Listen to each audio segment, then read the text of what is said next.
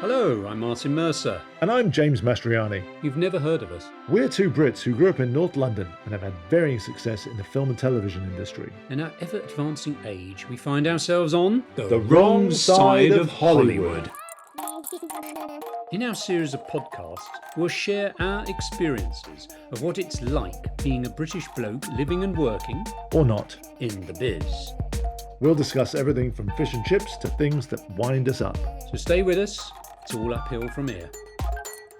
This podcast may contain strong language. If you're of a sensitive nature or easily offended, we invite you to, as they say in Blighty, jog on.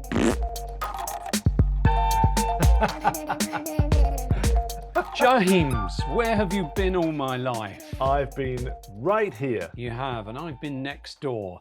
And we've been doing our things and surviving. And so we finally got together and decided, right, we better get another podcast. And we're going retro. Yep. I think we've got to go back to the glory days. I really do. The glory days being the 1980s. That's right. The days of Radio Gaga and good Doctor Who. Bum, ba-dum, bum, ba-dum, woo! Steve Wright in the afternoon. Mr. Angry! Hello! Hello! I'm really angry! And he just was genius, Steve Wright, wasn't he? He's passed away, unfortunately. Yeah. But he was a radio host on Radio 1, and he had all these characters, and he was kind of ahead of his time, I think, especially with Mr. Angry, the whole persona that we have, the Karen, as they name it. Sorry to my sister, because she's called Karen as well. I don't know why they settled on that name. I don't know. No, it's strange. But I love listening to that radio. And then, who was the other guy? Do you remember? Oh, Simon Bates. And you would get this sort of, and he had this whole hour of somebody's problem. And I would be in my garage making my little models. I'd be crying to this stuff. You know, great days. Well, I used to listen to Capital Radio instead. Yeah. But there was something about BBC at that point that I wasn't really into it. I was into the more commercial radio stations, and they had some funny stuff on there, but not as good as Mr. Angry and all of that kind of stuff. So yeah, Capital Radio, you had the Flying Eye, didn't you, which they did the traffic, and you could win, I think it was £1,000. It was quite a hefty sum back then. yeah, on the Birthday Bonanza with Chris Tarrant. Well, that's right. And then that was Chris Tarrant before he went on to Do You Want to Become a Millionaire? Oh, well, yeah, before that, I thought you were talking about Tiswas, when he was hosting Tiswas. Oh, Tiswas, that's right, yeah. Tiswas was before Capital Radio, Ah. and then there was Who Wants to Be a Millionaire. Right. Yeah. And then talking about Tiswas,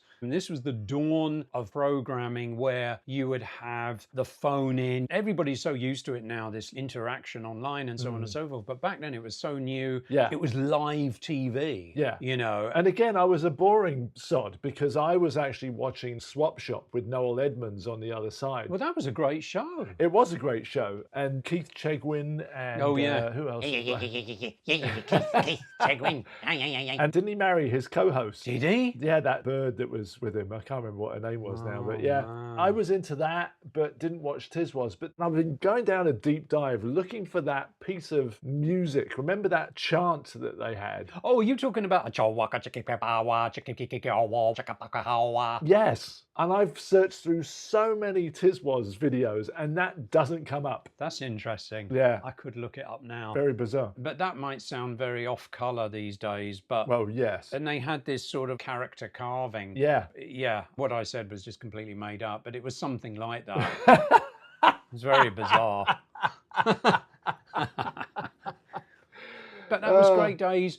Okay, we had the IRA, the Irish Republican Army, doing their bombings, and we did have Port Stanley and the businesses Argentina. You had the news coverage, ITN, and that was, I think, the first time you actually saw kind of war that wasn't from the 1940s, and you could see the dreadful stuff. Then you had the soldier, Simon, I can't remember his second name, unfortunately. He got very badly burnt. Oh, you're talking about Simon Weston, I think it was. Yes, Yeah. and I think that was the first time it was like, oh, okay.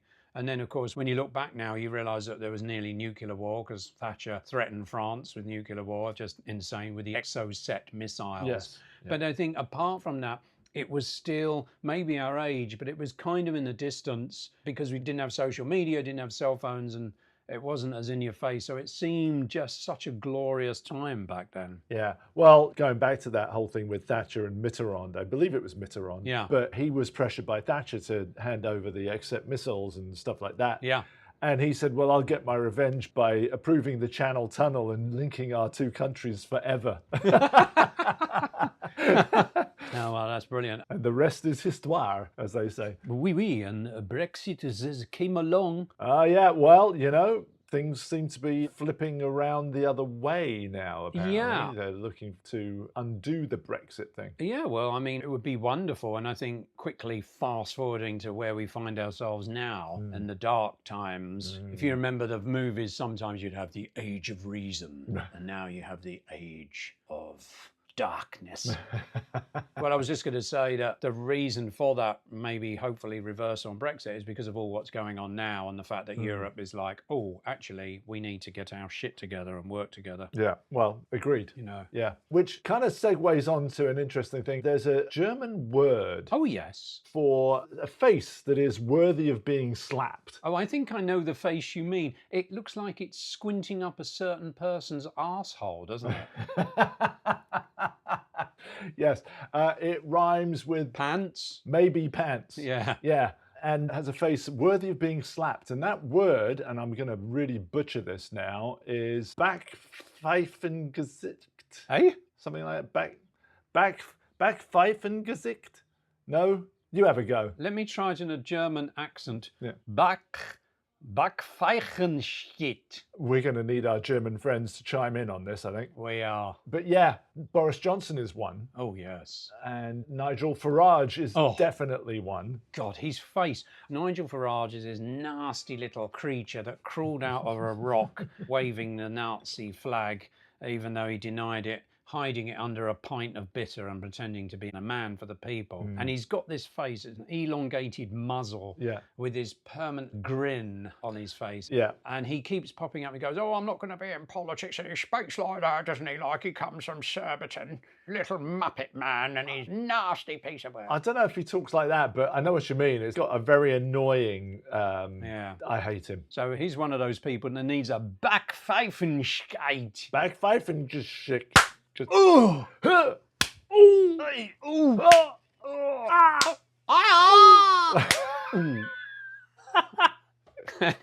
Anyway, so here we are back again. I know people have been checking into our Facebook page. Where are they? What are the lads doing? And, you know, there's concern there. So here we are. Don't worry. You know the world's still in a good place, hanging on by its fingertips, let's be honest. hanging on to their short and curlies, mate. Short and curly, seriously. Trapped there, twanging, stretching, ready to go. Ding, ding. We're still around. And of course, for the first time, as an Englishman who is green card, permanent resident, but I don't have the passport, every day I look at the news, I'm like, fuck. I've got to be honest with you, I've never been this concerned about my own personal situation until now. And you hear about these dreadful stories of tourists ending up in the industrial prison complex, which makes about 780 million a year. Maybe more, yeah. And that's just one of them. And these people have just suddenly find themselves in 2 weeks, and I couldn't do it. I'm a very weak, thin Englishman with bony buttocks. I couldn't sit on a concrete floor. You know, it's a bit concerning. You may laugh, my passported chum. No, look, hey, I'm scared because I wasn't born here. My birthright is here. Yeah. You know, my dad was American, but I was born in the UK. Yeah. So yeah, given the current state of affairs, Yeah. they'll say it'll never happen. But the thing is that you can't trust anything these days. No. So I don't know. No. I don't know. We'll see what happens. Yeah. Well, it is go times, and, you know, not to go down that hole too much because we like to provide a little bit of sunlight here. Yeah. But And we don't do politics. no. Oh. No. But we can't ignore what's going on. Well, you can't ignore. I mean, it's literally like being a show in the 1940s. You know, what are you going to do? Yeah. And I just think you have to say some things. But yeah, it's like, oh, I better delete those illustrations off my phone before I go through. You know what I'm saying? Well, yeah. Do you remember The Great Escape? This scene keeps coming to my head. They're getting on board the bus, and one of the conductors goes, "Good luck." Yeah. And the guy turns and says, "Thank you." And it's like, you just got caught Yeah. right there. Yeah. And that's the feeling now. Papers, please. Yeah. Where are they? Schnell, schnell, raus. Yeah. You know, Yeah. it's just like fucking hell. Anyway, moving on to better things. Yes. It's time for our... Dong, dong, dong, Dog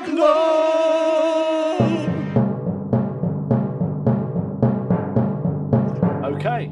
So what have we got? Okay, look, times have been a bit tough. I mean, seriously, I know it's been tough for you work-wise, but for me, I've never had less work in my entire career of 39 years. You know, and with egg prices not being reduced, let's put it that way. Oh, there's a shocker. So you start thinking, okay, well, you go out and you want to buy a loaf of bread, you're looking in the $10 region. For good bread. Yeah. Not your usual sliced white bread. Sort of. Your usual sliced bread is still about $4, right? Yeah. So Sal, bless her, the missus, Miss Fat Check, she's been getting into bakery, mate. She's been seriously getting into bakery. Now, this sounds like it's from a horror movie, but she's been feeding the madre. Yeah. You know what that means? I do, but explain it for our listeners. All right. And by the way, she's been staying up late feeding the madre, the mother. She's been feeding the mother in the middle of the night. And I look in the fridge and I see bowls of this white substance that's in various stages of formation, mate, pulsing, bubbling. Cordyceps. And she's feeding this stuff. And this is called a mother. And this is the piece of dough, as it were, that you brew this thing and it grows a bit like John Carpenter's The Thing. And then you reach in and you snap off a tentacle or you snap off an arm and you put that in another pot and you mix your dough with it and out comes this insanely tasty bread. And she's been making loaves of sourdough and fruit and nuts. You mean fruit nut cake? It wasn't a cake. No. No, it was bread. Yeah, but you said fruit nuts. I'm talking breads. Yeah, but you didn't finish the sentence. Yeah, fruit and nuts in the bread. Ah, there you go. Thank you. You didn't have any, so you don't know. No, I don't. She wanted to give you some, James, but I stopped her. So there.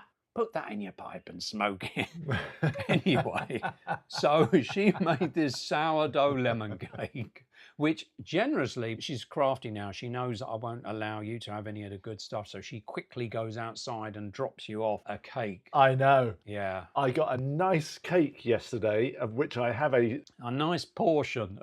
very healthy portion, may I add. Yeah. Bastard. And I've got some right here on this plate. Oh, excellent. And there I was thinking I was going to scoff it in front of you and have you quivering and moaning in anticipation. No, it's Sal's sourdough lemon cake. Yes. And before we indulge, she was talking to me today and she was saying that people name their mother and they call it such things as Brad Pitt and Marlon Brando.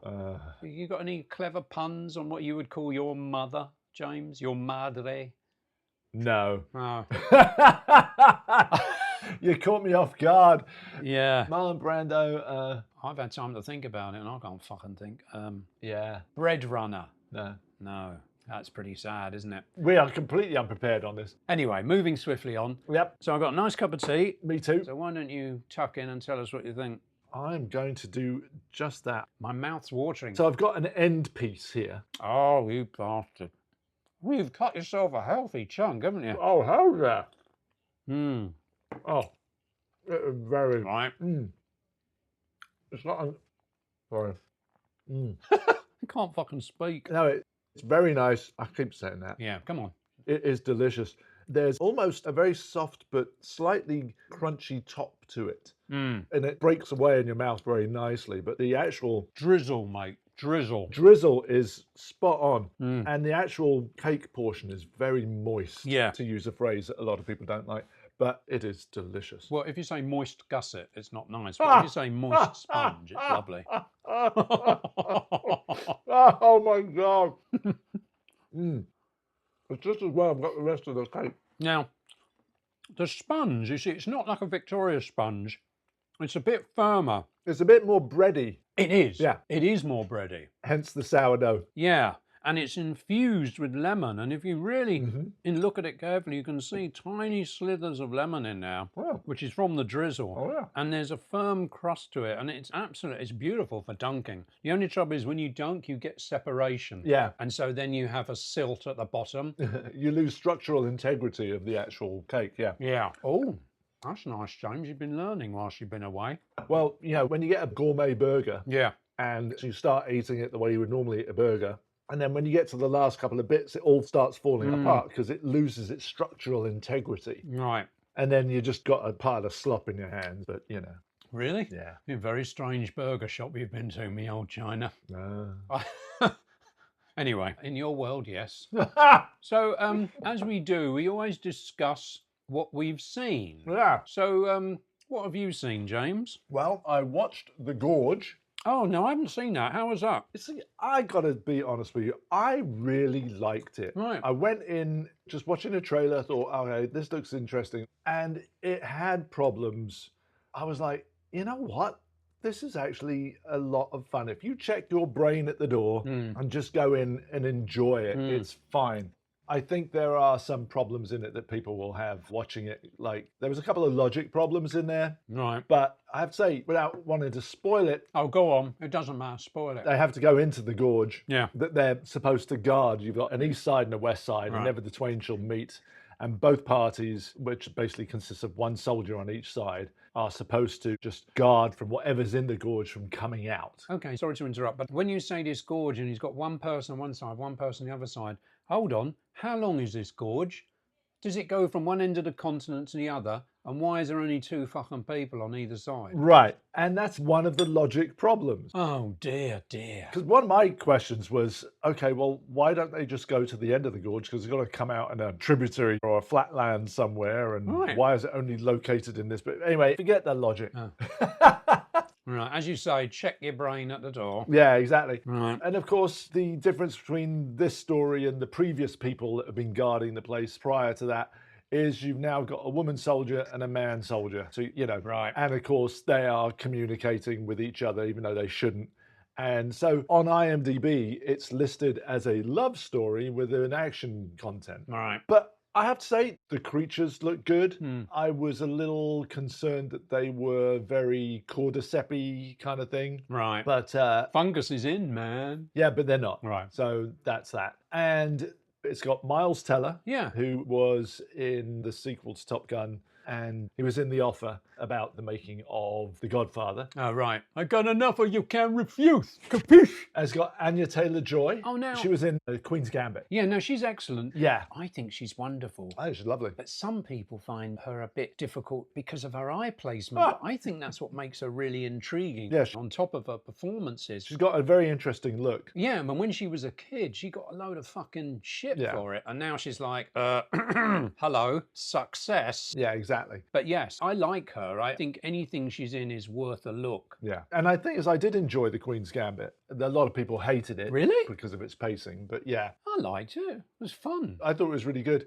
And of course, there is a really nice little bit part for Sigourney Weaver. Oh, great. So, you know. Does she show her muscles? No. Oh. Does she say, get away from her, you bitch? No. Oh. And the great thing I loved about this, it was all shot around the UK, even though it's supposed to be somewhere in Europe. Right. And all the studio stuff was Warner Leavesden. Oh. So I was like, oh, working in England. Well, now talking about that, Mm. just to segue a bit, because the film industry in LA is absolutely a disaster. Yeah. And there are a few more productions. You do see a few more shows around on the streets.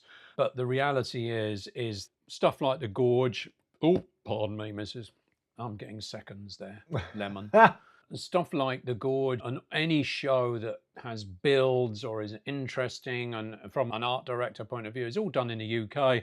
And there's serious trouble now, and Gavin Newsom's trying to get a 750 million tax break. But that equates to 2 movies. Well, there's so many problems in LA, whether it be LA film, the permitting, Right. whether it be the different cities. It's not just the permit office. Well- You can't just blame them. There's different cities and they charge different for an officer. It could be you have to pay $175 an hour for a traffic officer, you know, and you need 2 of them and all this stuff. And productions are just going, guys, we're not going to do it here. And then on top of it, they don't want to pay the union stuff. We discussed this before, but in Yeah. America, you work in a union and you get your health care and you get your pension and the producers contribute to that. Well, guess what? The producers go to the UK. Healthcare is on the NHS. They make a very small contribution to it, which they have to do because they register as a UK company. But that's it. They're not paying for a pension and blah, blah, blah. And it's really sad. So it's interesting that, yeah, you watch this film, The Gorge, and it's made in the UK. And Leavesden, which is owned by Warner Brothers, they've invested very heavily there. Yeah, a friend of mine Yeah. did a post on Facebook. Yeah. Film crew in LA, if you're wondering why we keep taking projects out of state,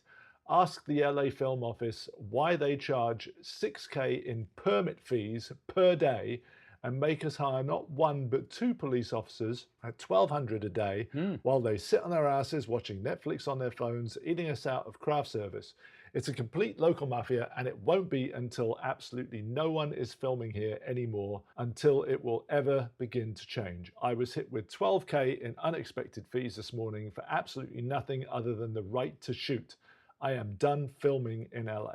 Yeah. Now, you know, our mate is a film commissioner. Yeah. And he's lucky he's in a very small state. But he goes out of his way to welcome people and bring them in. And he was doing a production for a certain, quite a well-known director and producer.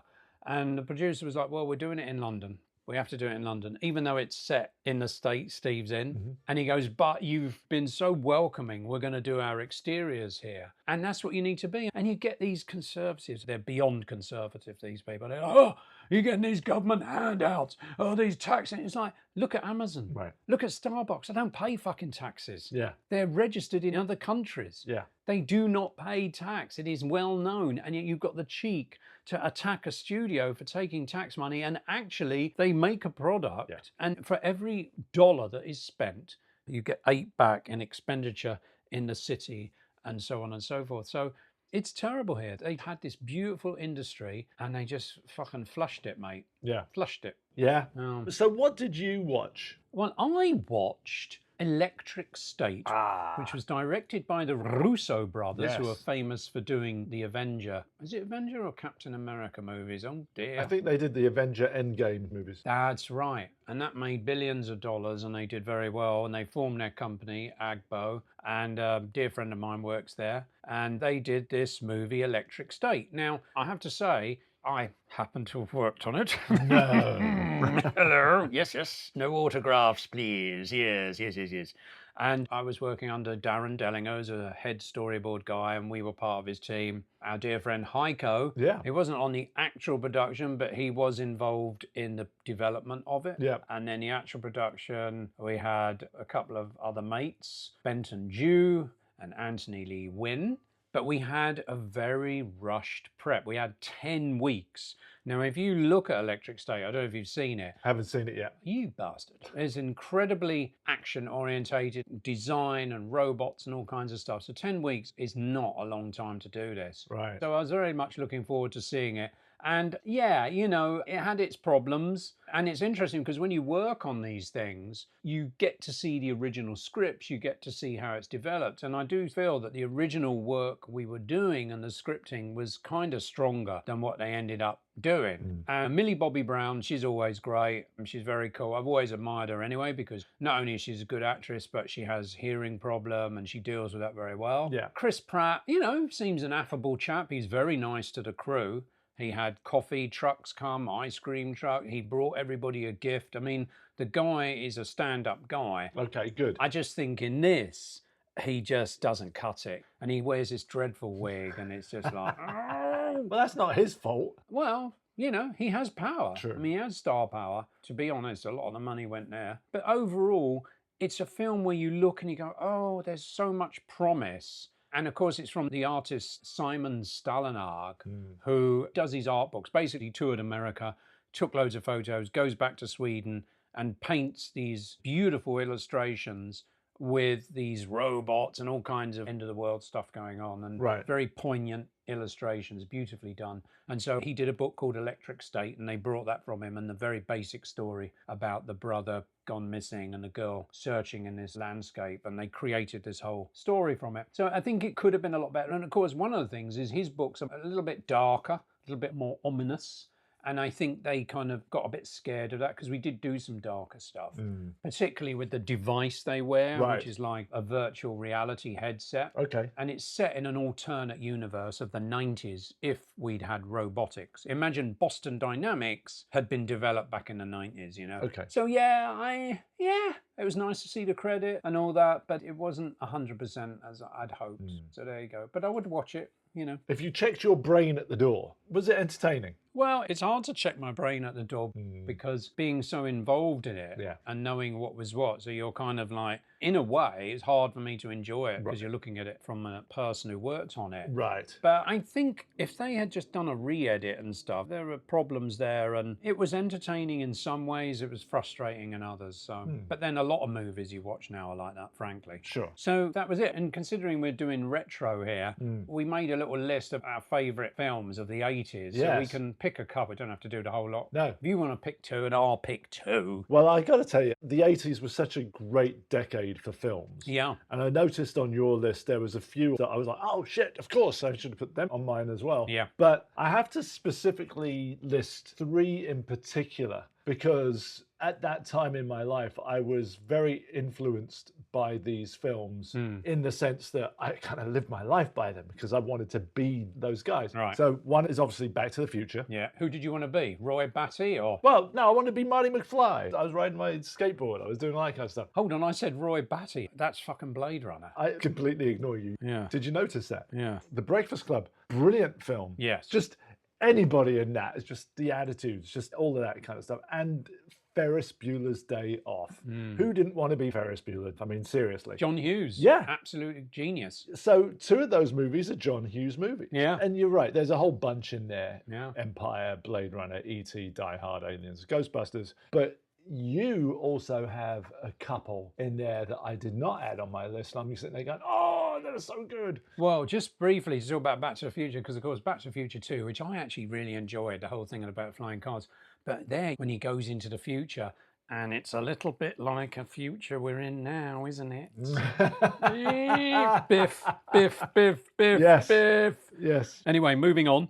Terminator 2, Yes. for me, sums up the acme, the pinnacle Yeah. of the 80s. Yeah. You can look at that film now, and of course, with all movies now, the pacing has changed, the editing.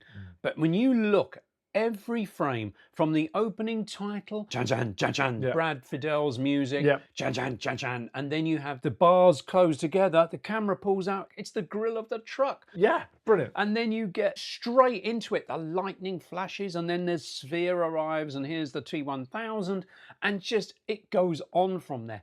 Every frame delivers. Yeah. Every scene tells you something new. There's logic, as far as I can see. There's one bit in there that always kind of chaffs my cheeks, and that is where John O'Connor. No, just John Connor. Oh, that's right. I was thinking of his Irish counterpart. Please excuse me. John Connor. And he gets a Terminator to beat the bloke up. And it's a bit like the fight in They Live. It's a bit jarring. It's like, Anyway, that aside, the best nuclear detonation sequence, the whole truck chase. I mean, it just goes on and on. The goodbye with the thumbs up at Arnie. See, I hated that bit. Oh, come on. It tugged at my heartstrings, you soulless bastard. That was the only bit in the movie I didn't like. Ah. He's being melted, and then suddenly his thumb comes up, and I'm like, Awesome. Nope. Yeah. No. Yeah. Anyway, so that was T2.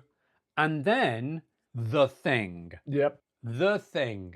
The film that my dad, bless him, we were out on a trip in Windsor, and Mum, she didn't want to go, so she stayed in the van, basically. Me and Dad went to the cinema. He took my mum's eyeliner pencil and drew a moustache and a kind of beard and like this fucking dodgy makeup job on moustache and beard, because it was ex-certificate back then. Yeah. This was before PG-13 and 18. Right. And so we went into the theatre. And of course, I was aware of it because looking at Fangoria and Fantastic Films, Yeah. and Rob Bottin, who was the makeup effects genius behind it, just this film just fucking blew me away. And to this day, they just had a screening of it actually, which of course in LA, they do these screenings and of course you can't get in. Yeah. It's not like London where they'll have a run of it. Right. And you can see it, they do these 1 or 2 screenings. It's just a one night only. Yeah, all the important cunts go, and then us plebs, we get the bone of, oh, well, it was great. Carry on. But back to the DVD, which I cherish, that fucking DVD. Yeah. And it's just everything in there, the performances. I love the Niles character, the roller skating through the thing, John Carpenter. And the funny thing is to think in its day, much like your favourite Blade Runner, it was spat upon. Yeah. It failed because The Thing came out at the same time as E.T. Right. So it was totally buried. Yeah. Pardon the pun. And it poured out later and became a success. But Carpenter kind of was depressed and Yeah. he was in director's hell. And yet you look at it now and you're just every fucking frame, the music, his music, boom, boom, boom, boom. Yeah. And the visual effects by Albert Whitlock, one of his last films, I think. He did all the matte paintings. Oh, my God. Anyway, so there's two. I've got others, but I won't go into those. I love that they filmed that at Universal Studios in the middle of summer, and they're all in those fucking really heavy-duty winter jackets, and they're probably just really melting. Well, that's right. They had a nice stage. Yeah. Now, guess what? That film wouldn't be done in LA now. No. That's what's so depressing. Blade Runner and The Thing would not be shot here now. Right. They would be shot in Canada. Right. The exterior was done in Canada with the ice base, I believe, but the rest of it, it wouldn't be in Los Angeles. Yeah, exactly. When Blade Runner was being shot here, they did the set on the backlot. Yeah, Warner Brothers, yeah. Yeah.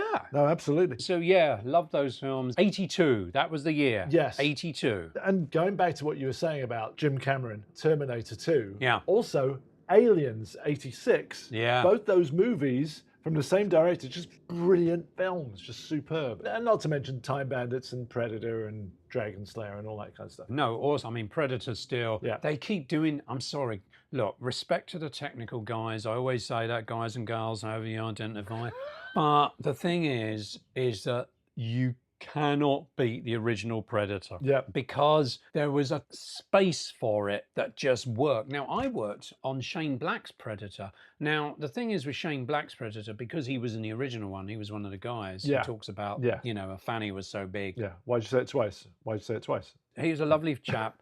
And sorry, you're laughing. I missed the joke. You'll hear it in the edit. Oh, excellent. Back to me. So Shane Black, lovely fella, but the studio got his grubby hands in, Yeah. and it wasn't the film that it could have been. But you can't touch the original Predator. We could talk about that forever, but we won't. But yeah, great times. Now, with those great times comes great music, right, James? Yeah. Now, you're much better musically than me, meaning that you can remember the lyrics, where I remember spatterings of words, and you actually have a mind and resourcefulness about music. So what are you talking about back in the day? Well, I was listening to Queen's Greatest Hits, Volume 1 and 2, Simple Minds, Once Upon a Time, New Gold Dream, and all that kind of stuff. Billy Joel, Huey Lewis and the News, mainly because of Back to the Future. Yes. But got into Huey Lewis, which is just good rock and roll. And talking with Bates the other night, it's happy music. Yes. Even when he's singing about being dumped, it's a happy song. Right. You know. Just to cut in there, of course, when I was watching Top of the Pops, and my dad was there, sat in a chair, and this, of course, back in the 80s, and I don't know who was on, maybe Girls Just Wanna Have Fun, Cyndi Lauper. But yeah, you know, huge. which I actually did like. She's wonderful. Yeah, and he was like, oh, look at that. It's a real reflection of the time, isn't it? You know, and I always remember that, and I'm like, yeah. Why do you think shops now play 80s music? Yeah. Because the music now is pants. Not all of it. But a lot of it. You know, there's quite a bit of stuff I like on the electronica side of things. Yeah. But these are classics. And looking at your list, Yes. you've got Depeche Mode. Oh, awesome. Yeah, we're in the same boat as it comes to Simple Minds. Yeah. And you also got Jean-Michel Jarre. Yes, Oxygen. The Oxygen, or Oxygene, I think it was. Do, do, do, do, do. And there was another album he did as well. Do, Who do, was it? do. It was Oxygen. I'm doing Oxygen. No, I'm doing Oxygen. I'm doing Jean-Michel Jarre, Oxygen, James. No, I know. Do, do, do, do, do. Do, do, do, do, do. I get that. Oh, okay. I'm saying he also did another album, Equinox. Yes. Yes. That's right. And again, you had Vangelis Blade Runner soundtrack. Oh, yeah. Come on. I mean, serious. You cannot beat that. And don't laugh, but you got Tom Bell, Vince Clarke, Erasure. Yep. Can't remember the lyrics.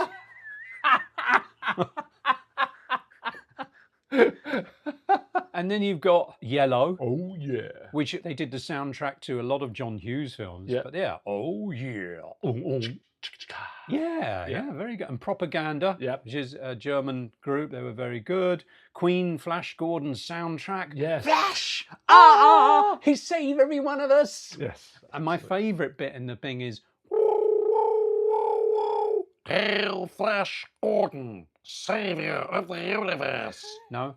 Anyway. Yeah, it was really good. And also Duran Duran, which I wasn't really into. And then my friend Ollie played Rio. Yeah. And I was just like, oh my God, I've got to get Great album. Awesome. Yeah. Just awesome. Superb. So yeah, few songs there. When I think of music now, I do like Skrillex. I do like a lot of the dance stuff and techno stuff.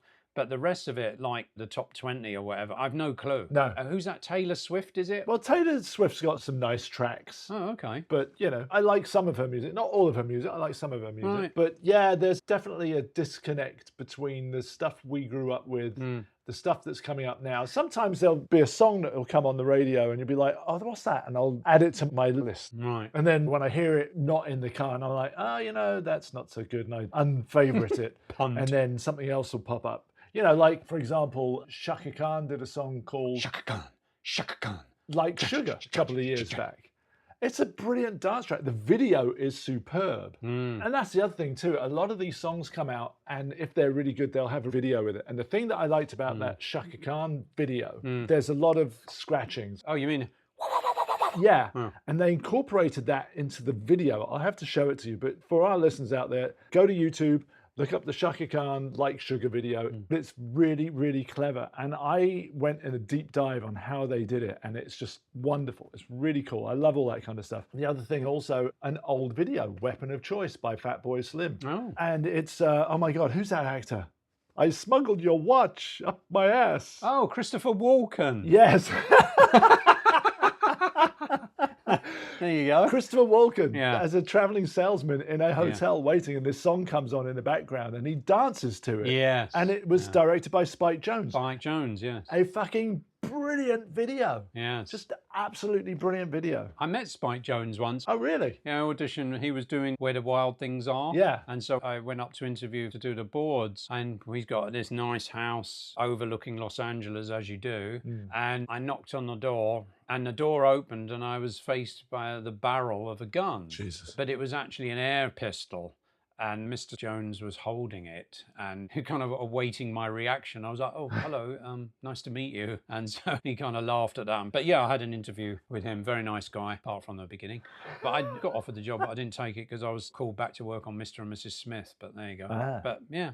Had nothing to do with a gun being pointed at your face then? Yeah, that was a bit strange. Wow. But yeah, I won't forget that. No, exactly. But yeah, some really good music. And it kind of reminds me, there was that song, Down at the... Sunset Grill. Yeah. Who was that? Don Henley. Don Henley. Yeah. And when I was working makeup effects at Pyman Studios, because we were all wanting to be in LA back then, and we would play that fucking song, and the afternoon sun would shine through into the workshop through the miasma of clay.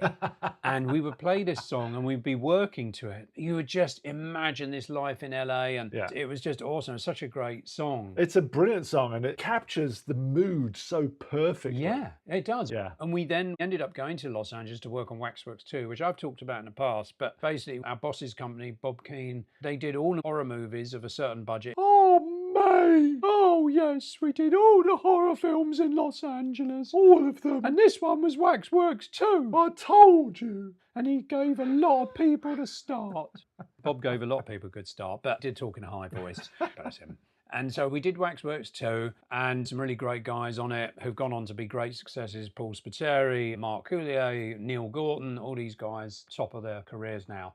And we went to the Sunset Grill. We sat in this place, we had corned beef hash, and it was just awesome. And we went to the shopping centre, and we did the zombie sequence there, and wheeling trolleys in with body parts, and all these people coming out because they were closing it so we could do the shoot there. And even that actress who was in E.T., the girl. Oh, yeah, Money's favourite. Yeah. Drew Barrymore. Yeah. Anyway, so she appeared in this movie as one of the victims of Nosferatu, because in Waxworks in Time, we did this whole thing of going through time based on movies. So one of the makeup guys, he got dressed up as Count Orlok, and he had to climb into bed over her and everything. So that was a bit of a laugh. She was very cool. But she was doing that because her career had kind of dipped a bit then. So we stayed at the housing complex, which is on Barnum Boulevard. It was called something else then. It wasn't the Oakwood Apartments, was it? It's the Oakwood Apartments. Yeah, still the Oakwood Apartments. No, it isn't. It's still the Oakwood Apartments. No, it isn't. Yeah. No, it isn't. Oh my God. It's changed. I wouldn't sit here and tell the world it's changed if it hadn't. I bet you another slice of cake. So we stayed there, but because the budget was so low, 6 of us had to stay in one room with Bob. And so we had all the beds in there and the sofa. And then, of course, the hilarity of that. I had this American girlfriend I was seeing, And the problem is we were doing long days. So I would come back late at night, didn't want to turn on the light and wake the lads. And every fucking time I would come back now, I'd take my trousers off and this fucking change would fall out my pockets. And it would fall on the table and in my suitcase. And I'm like, oh, Marty, you keep doing it. Sorry, Bob. And yes, it's called Oakwood at Toluca Hills Apartments by Avalon at 3700 Barham Boulevard. Right, okay. So there we go. You were kind of right. Jog on. Yeah, up yours. So we were staying there and they would have the hot tub and there was some record executive there and go, oh, where are you guys from, England? Oh, yeah, we're doing a horror film. Oh, that's great, you know. And you would look up, you'd see Universal Studios there with a fucking spotlight. It was just such a dream. Yeah. But it's all kind of changed a bit now, isn't it? Just a little bit. Yeah. I've got a quote here from my friend Kevin Rubio. Who's Kevin Rubio? He's a friend of mine from Fox Kids. I actually took over his job. You bastard. He was moving on to bigger and better things. Still your friend. His quote is, "The movie business is a cruel and shallow money trench where thieves and pimps run free and all good men die like dogs." Wow. But there's also a negative side. Yes, and that's called Washington, D.C. Moving swiftly on. I'm reading this book about AI, Right. and it's interesting because this gentleman does talk about the nation state and how, due to politics with AI, groups of people will be able to split off and literally be able to do and make anything because of AGI, which is coming, which is artificial generative intelligence. And the idea being, you say to the AGI, okay, go onto Amazon and make me $1 million. And that AI will go, it will seek out products, it will see which sell the most, it will then get those manufactured cheaper somewhere else, it will do everything for you. Wow. And so this gentleman is suggesting that who's to stop anybody from having a drone and developing it and making it weaponized and so on and so forth. So it all comes into this time where we find ourselves now, this kind of dark time. Also, a possible enlightenment. I don't know if you've seen that latest robot by Boston Dynamics. This thing does a fucking cartwheel now. Wow. It's not CGI. And that's what they're showing you. It's not what's being done behind closed doors. I was going to say, did you see the one that Mercedes are now utilising? No, I didn't see that. Mercedes in Germany are now utilising humanoid android to be able to pick up things like drills and screw guns and stuff like that. So the ones that the big robots can't get into that humans would normally do, they've got these robots that are doing it. Yeah, I'm just going to look up this book, which is written by the guy who developed AI for Microsoft. It's called AI, The Coming Wave, Technology, Power, by Mustafa Suleiman. Okay. And it is an excellent book. And it talks about this situation where we find ourselves in literally nation state. We were in a nation state. It's now, let's be honest, it's an autocracy and worse. That is my opinion and not the opinion of the people who produce this show. And so basically, this is where we are. And he discussed it. And I didn't expect that to be discussed in this book. I thought it was all going to be, you know, talking about AI and technology. But it talks about the politics surrounding it and the fact that these politics will create these separations. And with this robot technology, you're talking about Mercedes. And so I find myself in this city in a very strange place of somewhat there's some hope, but there's also this very unsettled, frightening place. And we've been lucky. We were living in the golden times after World War II. And now that's looking very cloudy, like we haven't learnt our lessons from 75 years ago. Yeah, well, you know, what's that wonderful line in Jurassic Park 2? We're not going to make the same mistakes again. He goes, no, you're making all new ones. Right. And it's poignant to the point of where we're at now. It's like you would have thought as a human race we'd be moving forward into the future as opposed to resetting our watches 200 years. Yeah, well, technologically we are, but it's emotionally. It's kind of interesting, isn't it, to be two Brits definitely on the wrong side of Hollywood. For sure. In 2025. Oh, great. Now I'm really depressed. Excellent. I've done a nice bit of misery for you. Excellent. Shall we clear off? All right. Well, we'll get together again. It won't be as long next time, eh? And James, you've actually put some effort in. What are we going to do next time, James? Where are we going to be? I would very much like to get some of our friends in. I think it's about time we had a guest. So we'll figure out who that will be and we'll come up with some questions. I was talking about the location, you fucking pilchard.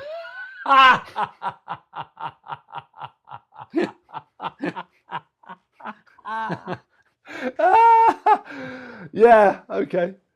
Yes, so we are probably going to do our next one in a very nice little cafe, and it's called Natas. Okay, and it's Portuguese, right, James? It is a Portuguese little cafe on Ventura Boulevard at Fulton. Right, Ventura, which is in the valley. Yep. To those that don't know. It's right next door to Casa Vega, Right. that very famous landmark. Encino Man.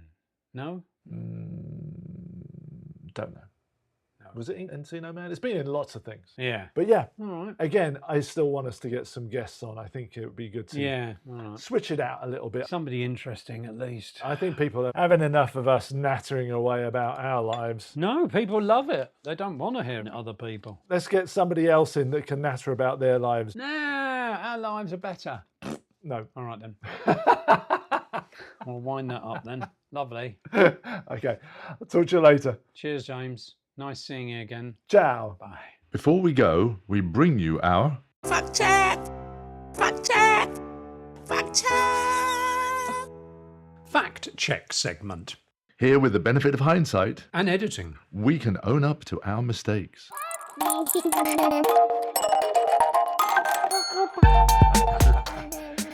So, Keith Cheggers Chegwin married his co-host Maggie Philbin, Oh. but I think they were only married for like 11 years or something. Yeah. I think he passed in 2017, didn't he? 2017? Yeah. Why do I say 2-0? Because I've got special things. I don't know. Anyway, more importantly Yes. than my foibles, the question of whether François Mitterrand said that he would exact revenge on Is that French or? I have no idea. and it's Francois, but that's okay. Okay. So Premier Mitterrand said that he would exact revenge on the Iron Lady, Margaret Thatcher, for forcing him to hand over the Exocet missile code. Yeah. And she did threaten to nuke Argentina if he didn't comply, according to Rendezvous, the Psychoanalysis? Yeah. That one. I'll take that pedantin because I deserve that. The psychoanalysis of Francis Mitterrand by Francois. Ali. Francois, for fuck's Francois. sake. Yes. He's French, isn't he? Yeah. Yeah. Carry on.